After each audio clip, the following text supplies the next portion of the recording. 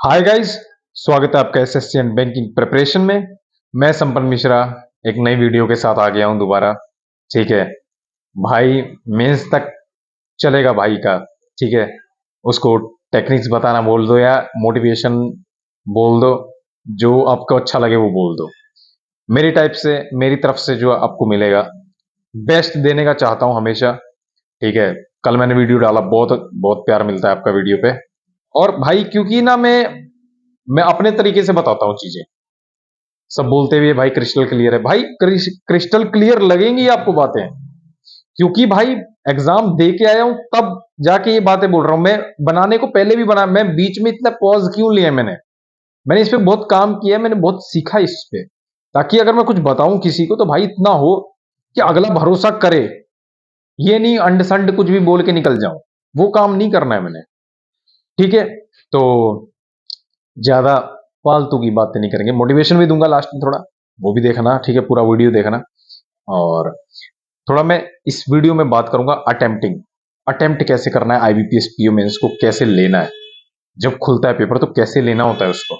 Attempt बोल रहा हूं, सोर्सेज पे एक अलग बनेगा, क्योंकि भाई ये 3-4 दिन में लगातार बना रहा हूं ताकि आपको 4 दिन में ही सब कुछ मिल जाए। एक वीडियो में सब पचड़ा हो जाएगा तो मजा नहीं आएगा। ठीक है, और थोड़ा मोटिवेशन भी रहेगा साथ में, मोटिवेशन थोड़ा पार्ट बनाऊंगा तो थोड़ा मजा रहेगा, आपको मोटिवेशन बना रहेगा 30 नवंबर तक। हालांकि 1 अप्रैल तक लेके जाऊंगा आपको, टेंशन नहीं आने दूंगा कि बीच में टेंशन नहीं आने दूंगा कि टेंशन आ रही भाई कि नहीं हो रहा है, मौक खराब हो गया। कुछ नहीं, टेंशन फ्री होके काम करना है।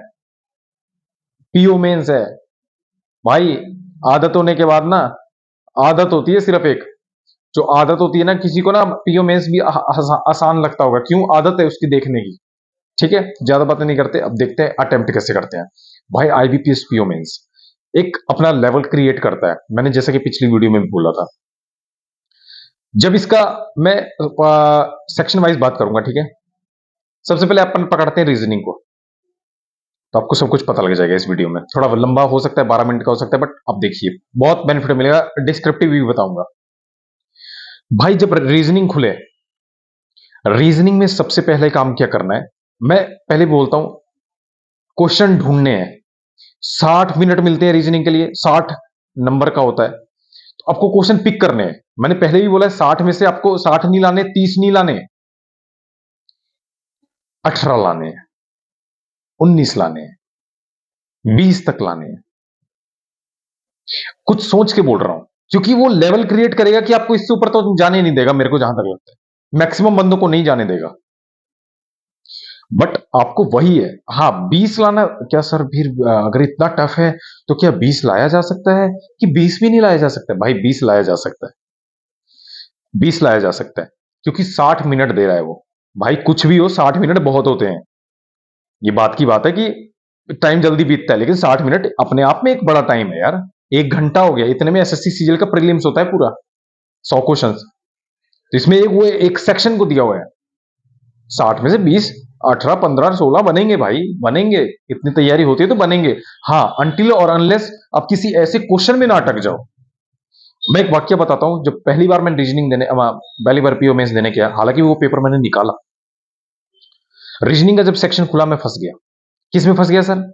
भाई अपन फंस गए पजल में। वो पजल बनाते बनाते भाई मेरा बहुत 20-25 मिनट खत्म हो गया था। बन गई, 3 क्वेश्चन थे 6 नंबर के, बन गई थी। उसके बाद जो मिसलिनियस करे भाई, वो 3 नंबर के किए थे मेरे। 9 नंबर, 9, 10, 10, 9.75 कुछ थे। तो वो मैं अटक गया, उसकी वजह से खराब हुआ। वो अटकना नहीं है, क्योंकि उस पेपर में भी कुछ ऐसे क्वेश्चंस थे जो करने लायक थे, वो मैंने नहीं किए।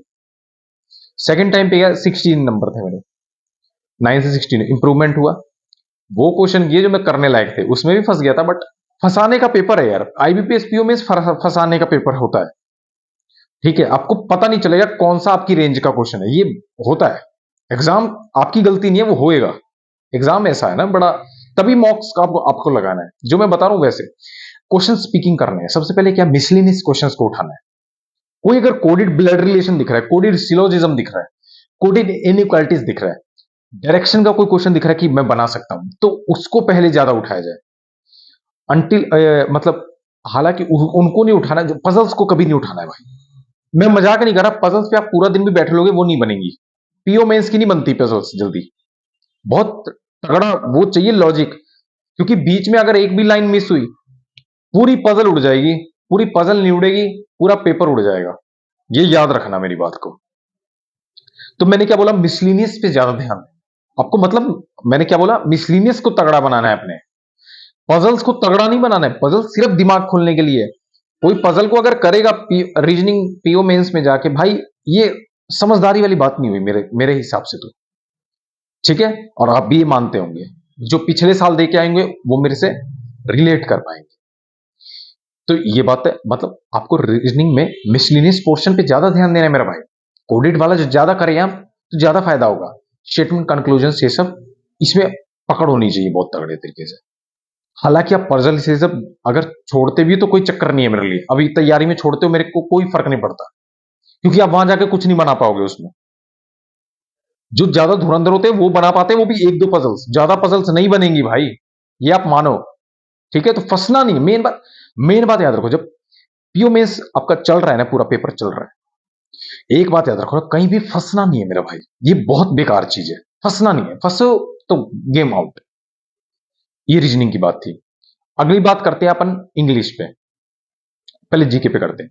भाई जीके देखो, एक ऐसा सेक्शन है जो कि थोड़ा हार्ड रहेगा। इसमें क्या, 6 मंथ करंट अफेयर्स, भाई बनेंगे क्वेश्चन, 15 क्वेश्चन बनेंगे, मैं गारंटी दे रहा हूं, 50 में से। अपने नहीं बने भाई अलग बात है, मैं बिल्कुल भी जीके मैंने नहीं पढ़ी होगी कभी भी। करंट अफेयर्स भी पढ़ता था तो बहुत कम पढ़ता था भाई, मैं सिर्फ सेक्शनल निकालने जाता था, वो मेरी टेक्निक थी, क्योंकि मैं गणित मैथ्स में वो काम कर देता था उसके। तो आपको मैं वो नहीं बोलूंगा कि जो मैंने किया वो गलती है, वो गलती है भाई, जो गलती है भाई की गलती है। तो जब जीके जब खुलता है तो आपको देखो, जीके के लिए क्या प्रिपेयर करना है। जीके में कोई टाइम तो होता नहीं, टाइम क्या 10 मिनट में हो जाएगा, आता है नहीं आता है तो नहीं आता है।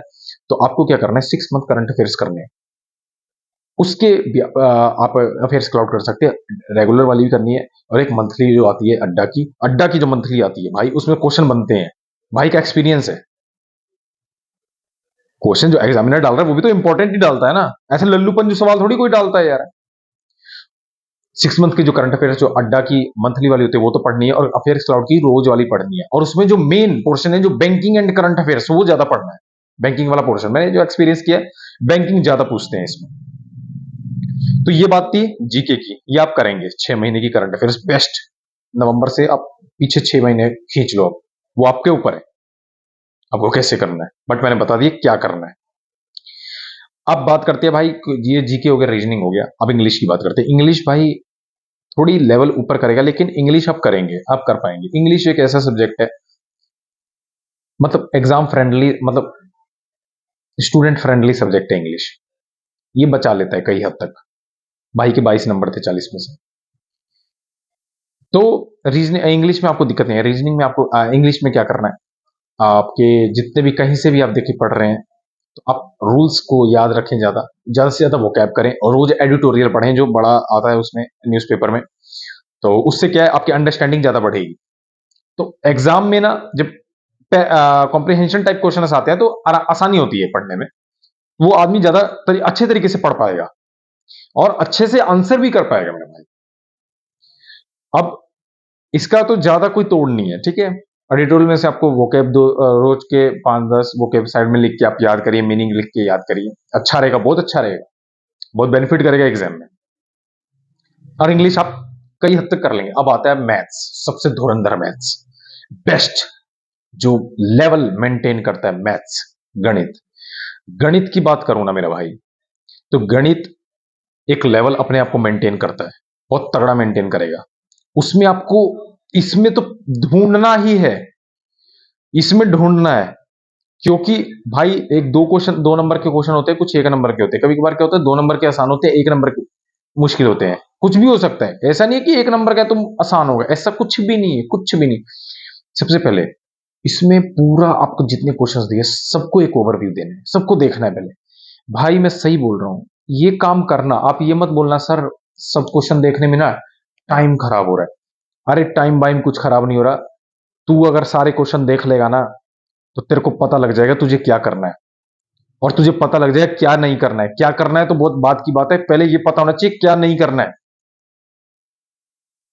क्योंकि जो नहीं करना है अगर वो कर दिया ना, तो भाई वो होएगा जो होना नहीं था, होना नहीं चाहिए था। एग्जाम बाहर हो जाओगे, उसका कोई फायदा नहीं होगा। फिर मेरे बताने का फिर कोई फायदा नहीं है। अगर मैं ऐसे, अगर आप नहीं उसको पिक कर पा रहे हो, जो मैं बताना चाह रहा हूं, मेरे दिल की बात समझो मेरे भाई। जो मैं गलतियां मैं जानता हूं कि ये बंदा ये ऐसी गलतियां कर सकते हैं बच्चे, वो चीज बता रहा हूं मैं आपको।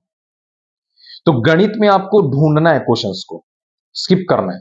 सबसे पहले क्या होता है, उसमें कैसे क्वेश्चंस देगा, उसमें मतलब आपको मैं बताता हूं। मेरे टाइम पे जो आया था, सेकंड टाइम में बताऊंगा, 2022 वाला बहुत तगड़ा पेपर था वो। उसमें 20.75 थे भाई के 60 में से, 2.75 सेक्शनल कट ऑफ थी। उसमें क्वेश्चन आ रखा था एक टाइम एंड डिस्टेंस पे। भाई दिमाग घूम गया था मेरा। एस टी की फॉर्म में दिया हुआ यार, एस टी, कोई वैल्यूज नहीं है, एस टी ऐसा कुछ करके दिया हुआ। भाई ने निकाला, पता है क्यों? आपको क्या करना है उसमें, ऐसे क्वेश्चंस में मैंने क्या किया बाद में, मैंने वैल्यू लेट लेट करके करा और वो सारे सही गए। लेट करके भी तो हो सकता है ना।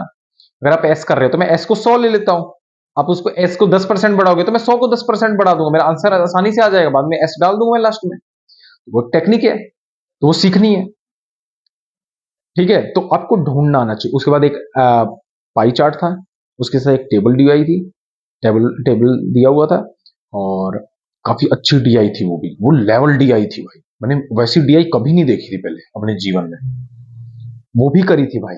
भाई 20 नंबर ऐसी थोड़ी आ गई होंगी। तो क्या मेरी एक चीज क्या खास थी भाई, मैं ढूंढता था क्वेश्चन, मैं ढूंढ रहा हूं क्वेश्चन, तभी मेरे को ऐसे मिल रहे हैं जो मैं कर पा रहा हूं। और सर ऐसे मिलेंगे जो कर पाएंगे, भाई वो मिलेंगे। पेपर फेयर सेट किया जाएगा, अनफेयर पेपर नहीं सेट होता। एबीपीएस पीओ की ये बहुत खास बात, बहुत अच्छी बात लगती है मेरे को। पेपर एकदम फेयर सेट करता है, ऐसा करता है जो कर पाएंगे। ऐसा भी नहीं डाल देता कि एक भी क्वेश्चन ही नहीं बन रहा, इसका कोई मतलब नहीं बनता। बनेंगे क्वेश्चन, ये भरोसा रखना है, ये कॉन्फिडेंस रखना है, कॉन्फिडेंस रखना है अपने ऊपर। ठीक है, तो यही था इस वीडियो में, मैं इतना ही बताना चाहता था इसमें कि अटेम्प्ट कैसे करना है। अगली वीडियो में मैं सोर्सेज और डिस्क्रिप्टिव पे बात करूंगा, जो कि कल ही आएगा वीडियो। बहुत अच्छा वीडियो बनाऊंगा उस पर भी। मुझे लगता है इस पे अब मेरी बातें सुन के आपको थोड़ा लगता होगा कि भाई निकाल सकते हैं।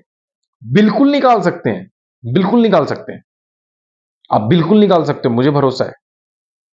जब मैं निकाल सकता हूं, फेलियर के बाद जाके 1 साल बाद फिर से निकाल सकता हूं, तो आप क्यों नहीं निकाल सकते? आप भी तो निकाल सकते हो।